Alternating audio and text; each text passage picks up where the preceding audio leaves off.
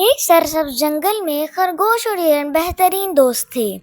جنگل کے تمام جانور امن سے رہتے تھے، مگر ایک دن ایک خونخوار شیر وہاں آ گیا۔ شیر بھوکا تھا اور روزانہ کسی نہ کسی جانور کا شکار کر لیتا۔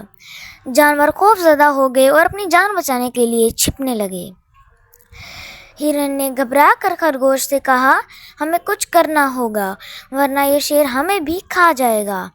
خرگوش نے کہا، فکر نہ کرو، میں ایک چالاک منصوبہ بناتا ہوں۔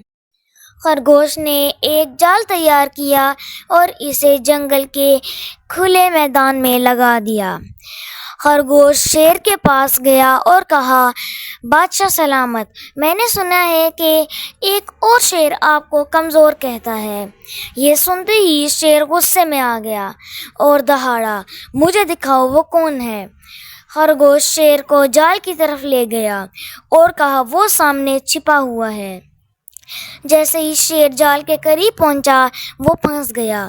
وہ زور زور سے دہاڑنے لگا لیکن جال مضبوط تھا۔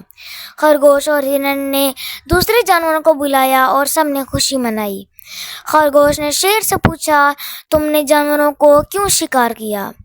شیر نے کہا، میں بھوکا تھا اور زندہ رہنے کے لیے شکار کر رہا تھا۔